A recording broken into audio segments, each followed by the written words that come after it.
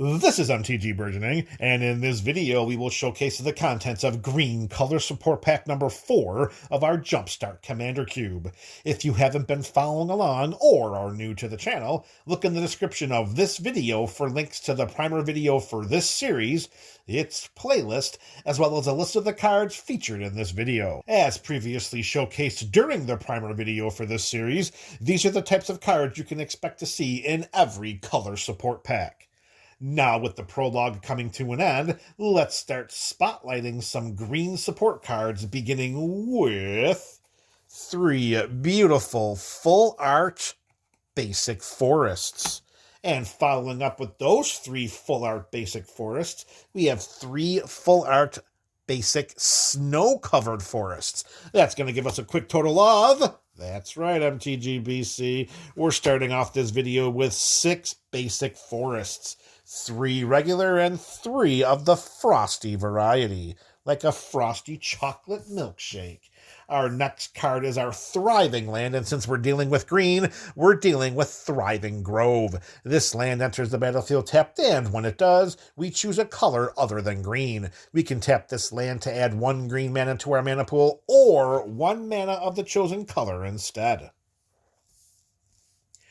Our next land up is our second consecutive non-basic land, this one the utility land of the pack, and that is Mosswort Bridge. This land has the hideaway mechanic, which means it enters the battlefield tapped, and when it does, we look at the top 4 cards of our library, we exile 1 of them face down, and then put the rest on the bottom of our library. We can tap this land for a green mana, and we can pay a green mana and tap it to play the exiled card without paying its mana cost, as long as creatures we control have total power 10 or greater. This is Commander, folks. It's going to be inevitable for us to have creatures with power 10 or greater. That is just going to happen. All we have to make sure is that one of those 4 cards that we exile is going to be a massively impactful card, and then we're going to get to cast that bad boy for free just by having those creatures with enough power and by tapping the green mana and tapping it to activate that ability. Also note, the dreaded line of text of activate only as a sorcery is not attached to Mosswort Bridge. So if we were to activate this ability during an opponent's turn, we do ignore the timing restrictions of casting spells because that ability overrules it. So if we exile a creature under Mosswort Bridge and we get to our last opponent in turn order, we can activate that ability, cast that card without paying its mana cost, put it onto our side of the battlefield, and then hopefully attack with it during our next turn. Our next card is our MDFC for the pack. That is a modal double face card. It's a spell on the front and a land on the back. And here in this color support pack, that card is Vastwood Fortification. At instant speed for 1 green mana, we can put a +1/+1 counter on target creature. A potentially valuable early game combat trick, or perhaps falling right into the theme of the commander pack that you selected, or that we selected, or that I selected. Those could be options, or maybe it's considered to not be impactful enough. If that's the case, then we can flip this bad boy over and play Vastwood Thicket instead. A land that enters the battlefield tapped, we can tap to add 1 green mana to our mana pool.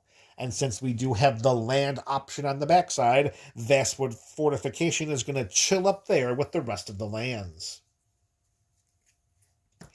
Our next card is our Planeswalker slot, and here in green color support pack number 4, that Planeswalker is Garruk Primal Hunter. For 2 and 3 green mana, this version of Garruk enters the battlefield with just 3 loyalty counters. Not a great return on the mana investment for those loyalty counters. We're almost at the 2 mana spent for 1 loyalty counter, so the abilities here for Garruk Primal Hunter better be robust. We can add a loyalty counter to create a 3/3 green beast creature token. That's not too shabby. we can -3 this version of Garruk, which means we can take 3 loyalty counters off of him to draw cards equal to the greatest power among creatures we control. And I think right then and there, that is why we only have 3 loyalty counters on this version of Garruk with a mana value of 5. Because depending on what creature we have on our side of the battlefield with the biggest power, we can opt to take those first 3 loyalty counters off of Garruk as soon as it comes into play, and then draw cards equal to the greatest power among the creatures we control. So with the big enough, we'll pay the 5 mana, we'll sacrifice Garruk by taking those 3 loyalty counters off, and then we'll fill our hand with something grand. If for some reason we choose to keep Garruk around for the long term and we want to get up to at least 6 loyalty counters, we could do that, and then we can take 6 of those loyalty counters off to create a 6/6 green worm creature token for each land we control. We could potentially consider that a win condition, particularly because of how many 6/6 trampling worms we can put onto our side of the battlefield. Oh, they're not trampling, my mistake. No trampling, just worms. 6/6 green worms, X of those, where X is equal to the number of lands we control. Based upon the type of commander pack we selected, having those creatures enter the battlefield would be, in some ways, just enough to end up winning the game. All right, Garruk, so with your draw card ability and your token creating ability and the potential win condition attached to your Big Bang, I suppose we can overlook your mana value of 5 for just a 3 starting loyalty. Next card up in list order is our creature modifier. This is either going to be an aura or an equipment, and here in green color support pack number 4, it's an aura, and it is called Alpha Authority. For 1/1 green mana, we enchant a creature with this, of course. An enchanted creature has hexproof and cannot be blocked by more than 1 creature. Very, very powerful. The hexproof, of course, meaning that if any opponents decide to target enchanted creature with any of their spells or abilities, those spells and abilities will fizzle because our opponents cannot target that creature. Very powerful Alpha Authority is, particularly if we jam this enchantment onto a creature with menace, because if the creature has menace, that means it can only be blocked by 2 or more creatures, but Alpha Authority says it cannot be blocked by more than 1. Those 2 lines of text add up to making that creature unblockable. So if for some reason our commander in our commander pack is a Voltron build with menace, slapping Alpha Authority onto that commander could lead to a round of good games very soon after.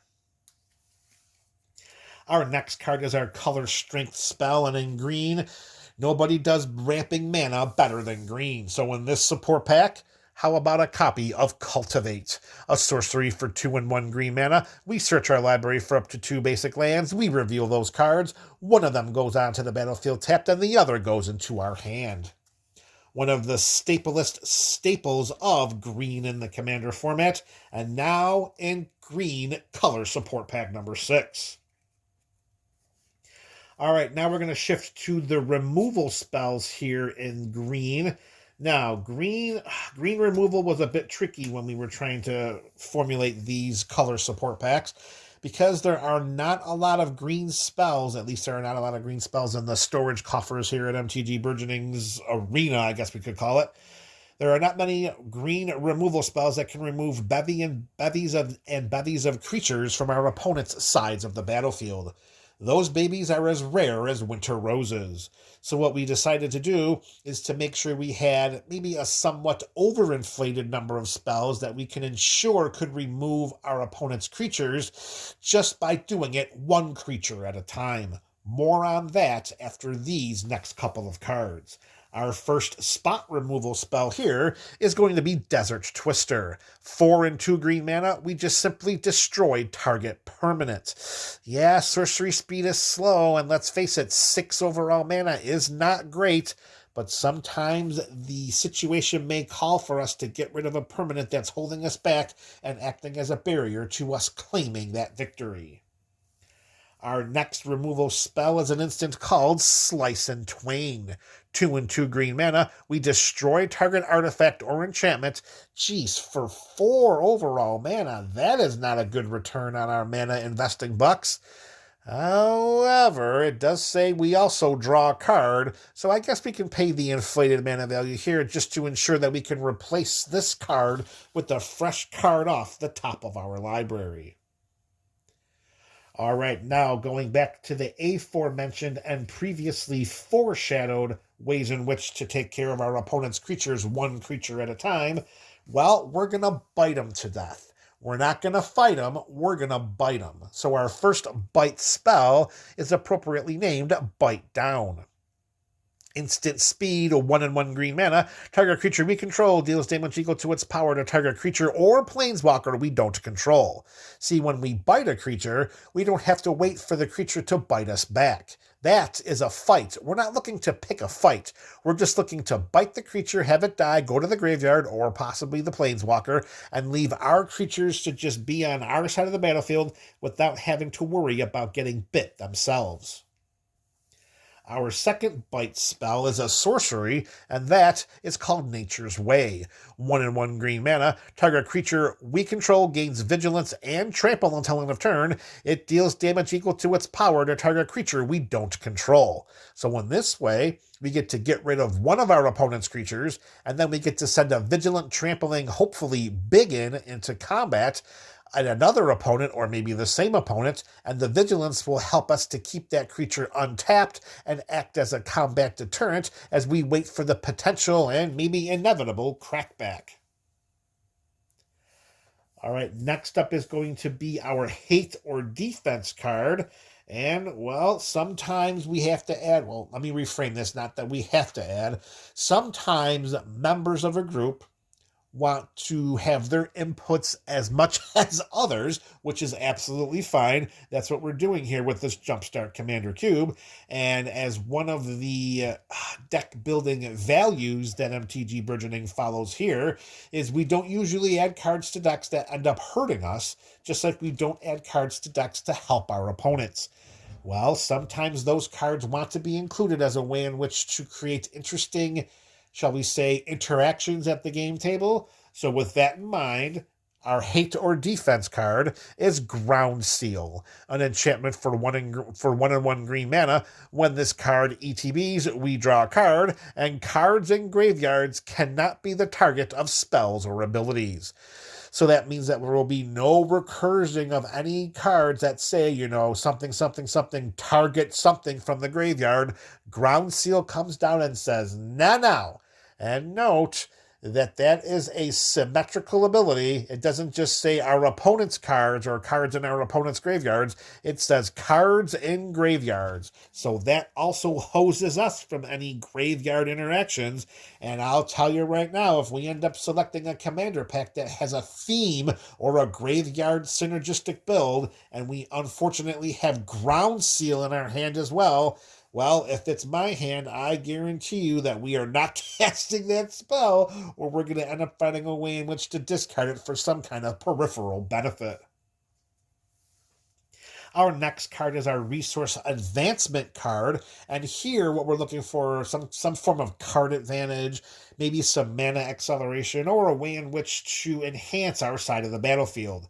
And here in green color support pack number 4, we have that with Emissary Green, a legendary human advisor with a 3/3 body for 4 and 1 green mana.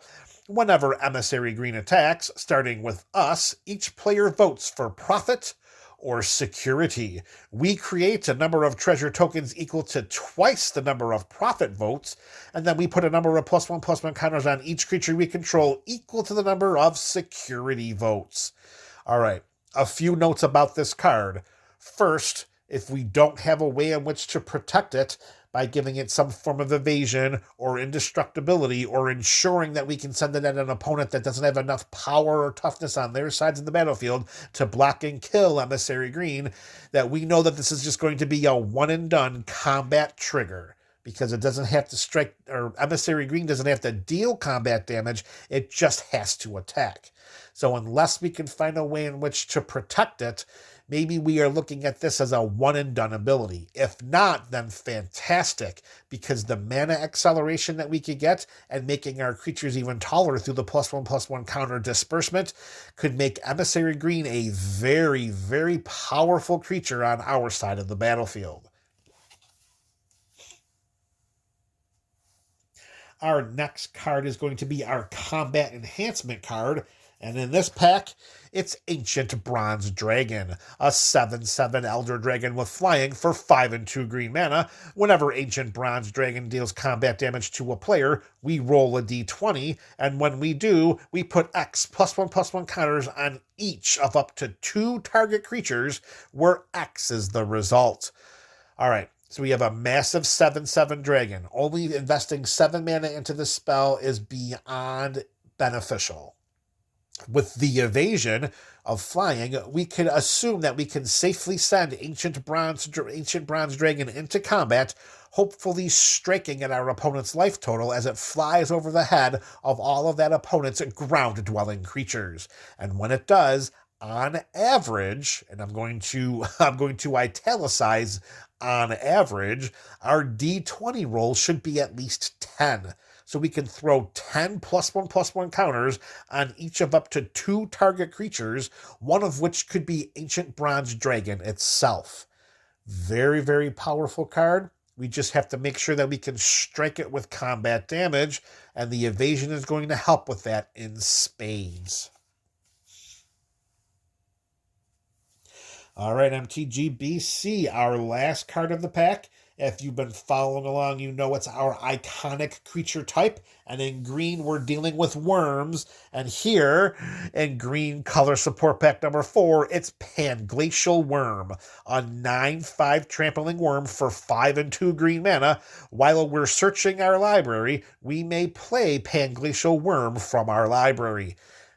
Please note, as a potential, full disclosure, that doesn't mean that you put it onto the battlefield for free. You need to have the 5 and 2 green mana available to cast it. It's not a free spell. We just get to cast it from our library whenever we're searching our library. And if we have enough mana to do so, let's face it, we already have Cultivate here in this build, and who knows what other cards may be present in our other color support packs, our Commander pack, and our colorless support pack. So just out of nowhere, knowing that we have a 9/5 lurking in our library that we can cast as long as we can search our library, that could be the difference between winning the game and just waiting a little longer to win it. We just want to make sure ahead of time that we know that that was a lot easier in my head than it was to say. We just want to make sure that knowing that we have Panglacial Worm in our library ahead of time allows us the option of putting it into play. We just got to make sure we find a way to search our library and to have enough mana to cast it. Whew, all right, there you have it, MTG BC. We have showcased the contents of green color support pack number 4 of our Jumpstart Commander Cube. I cannot wait to read your comments about these cards, particularly Emissary Green and the Ancient Bronze Dragon, in the comment section below. This is MTG Burgeoning, a channel for all things Magic.